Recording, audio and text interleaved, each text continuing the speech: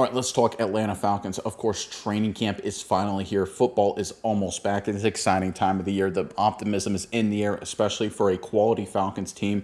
Disappointing finish, but the future is bright, of course, with Michael Penix Jr. emerging as the franchise quarterback. They made a lot of big-time moves this offseason, and when you look through everything they've done, the Falcons have really done an incredible job. It's actually a phenomenal work by Terry Fontenot in the front office. We'll get into all of that in just one second, but first, I'm Nick. That is Andrew, and this is Saturday Morning Inspection.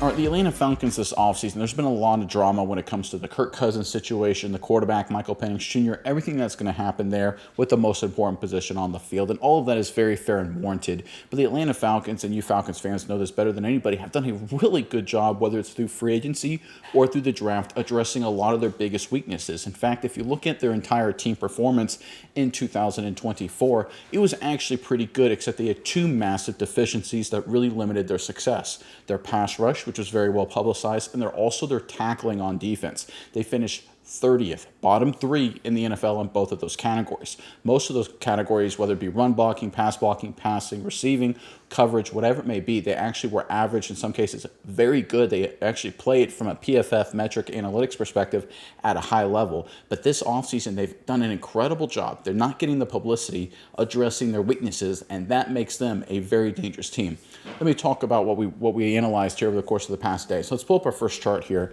to highlight exactly. So on the left there, you can see the 2023 final. On the right, you can see projected 2024, and we're talking Falcons pass rush grade. You can see that on the title of the graph here. And you can see that 2023 final grade, about 59. Not good. Like I said, 30th in the National Football League. You can see on the right there, they got almost a 10-point bump all the way up to 67.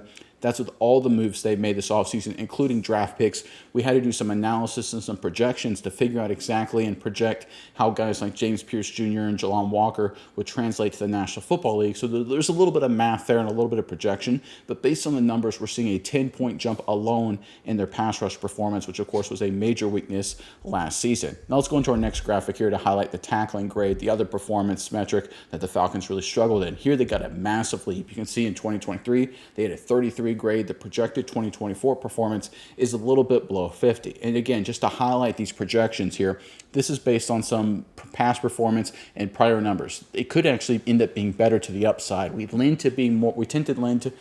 to lean being more conservative with some of these adjustments and some of these numbers. This is sort of a kind of a worst case scenario based on what the data says of where we expect the Falcons to be with these metrics in 2025. And to kind of highlight their performance, let's go into our final graphic here. So this is what we think will be, based on the projected results, their improvement ranking-wise in both of these categories, pass rush and tackling. You can see on the graphic in front of you there, pass rush is on the left, tackling is on the right. 2023, where they finished there, third to last, again in blue, very close to the bottom.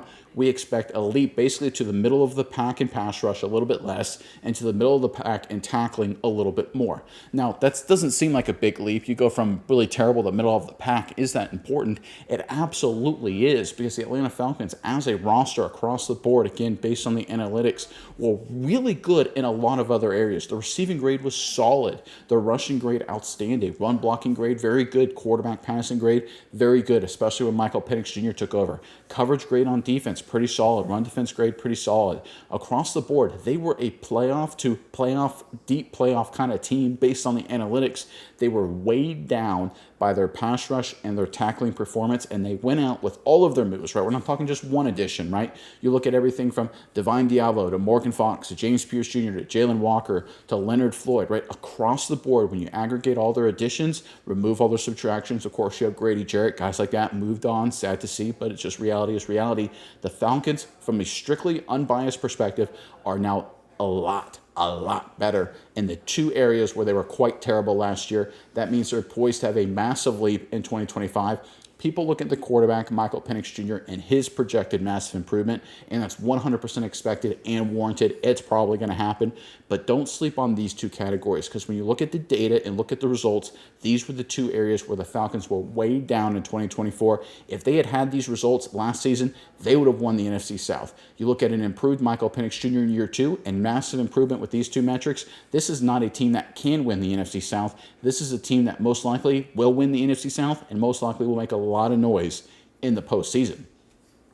All right, Miles, I'm curious what your thoughts are on all of this. But first, Falcons fans, in the comment section below, we're talking about all the additions, right? Aggregating all the moves the Atlanta Falcons made this offseason.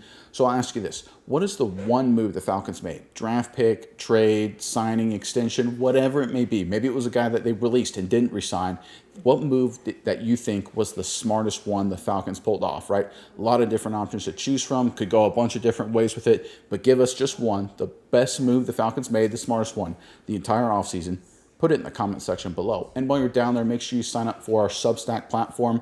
Weekly newsletter, 100% free. Doesn't cost you a thing. A lot of great content, a lot of extra stuff for you guys there. And again, we highlight a comment of the week. So if you've got a smart comment or really funny comment, however you want to go with it, you may find yourself as the comment of the week. So make sure you focus on putting some good comments in the comment section there. You may find yourself publicized in our weekly newsletter. But Mize, enough from me. Over to you. What are your thoughts on this latest update out of Atlanta? Yeah, Nate, when we're talking Falcons, I think everyone just talks about the offense, but I think the defense was the most important in the data you shows. This was their most improved unit. They did a lot of really great stuff to improve it, and I think that was where they had the most room for improvement when that goes. I think the offense is admittedly going to be very good. We're going to love what we're going to see. Bijan Robinson's a star. Michael Penix is going to be a star. The offensive line is still strong, and they've got some great pieces all around the ball. But when we look at the team, where was there the most room for growth? It was the defense. And where was the most room for growth? It was the pass rush and the tackling, like you shown in your graphs. And I think that's the key here. Some teams really try to get too cute. They try to be too fancy. They try to just, maybe get another really high tier wide receiver, get another good running back, something that no, the Falcons did. They said, hey, where were we really bad last year? Pass rush, tackling.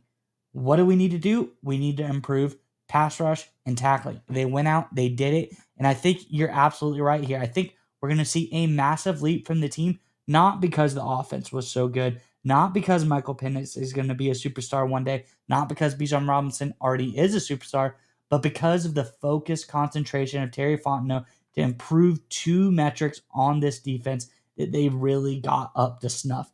The amount of improvement they made on pass rush and tackling on the defensive side of the ball, I think is going to catapult this team to make them definitely win the NFC South, but to be a team that isn't just going to flop when playoffs come around. It's one thing to be a team to make it out of an admittedly weaker division in the NFC South, but when you get to the playoffs, you don't want to be a team people are going to roll over, and if you don't have a good defense, they're going to do absolutely that. But now we see out of this Falcons team what they've been doing, how they've been, going about this draft, and I think is really smart, a great option for them to do all of this. And I think that's going to make them a stronger team down the stretch. Everyone knows the old adage, defense wins championships. And while that is true, offense is more important now than it is ever. But when your defense is as bad as the Falcons was last year, especially in those two categories, I think the defense definitely would lose you a championship 100% of the time. So for the Falcons, this was the case as far as let's not have our pass rush and our tackling lose us games. If we can get it up to snuff, get it a little bit better, I think that's going to be the biggest room for improvement. They did that, and that's why I'm so excited to see what this Falcons team can do this year, because they really did a great job keeping it simple and improving where they were their worst. Yeah, and there's a couple important metrics to really highlight from a holistic perspective from the Atlanta Falcons, especially when we look at their 2024 campaign. And I pulled up the numbers again from PFF just to make sure I got these 100% correct. So I'm going to walk you through the top 8 teams in terms of overall PFF grade, factoring every facet of the game from the 2024 season. Number 1, Philadelphia. Number 2, Detroit. Number 3, Baltimore. Number 4, Atlanta. Number 5, Kansas City. Number 6, Los Angeles. Number 7, Tampa Bay. And number 8, Pittsburgh. Right? What is the one outlier there if you look at the Atlanta Falcons? They were part of the top 8. They were the only team, 1, without a winning record, and 2, the only team that didn't make the playoffs, right? All the other 7 of the top 8 teams made the playoffs in terms of overall PFF grade. In fact, the Atlanta Falcons finished with a 92.0 PFF grade in 2024. That is, and they were in 2024, the only team since the COVID era, the 2020 season, that had a 90 or better PFF grade and missed the playoffs. The only team that didn't have a winning record with a 90 or better PFF grade. The Falcons as a roster, as a collective, are extremely talented. They are extremely good. They are incredibly underrated right now, especially as Michael Penix Jr. emerges as the franchise quarterback. Those 2 major deficiencies, pass rush and tackling, cost them a lot of big games, a lot of big moments last year. Of course, a couple of close, heartbreaking defeats. I'm looking at this Atlanta Falcons squad with an improved defense in those 2 categories. Again, they don't need to be the best pass rushing team in football. They could be if James Pierce Jr. becomes a superstar, if Walker becomes a superstar. They don't need to be the best tackling team in football. They could be. They could fix it all. But they just need to get back to average. If they're okay in those 2 categories, based on how talented and how proficient they are and everything else, they go from being a decent team that feels like maybe a playoff contender to a legitimate force, especially when you look at the data and look at the analytics and realize that this team, based on the talent, based on what they showed on tape in 2024, was already a top 8 team in football.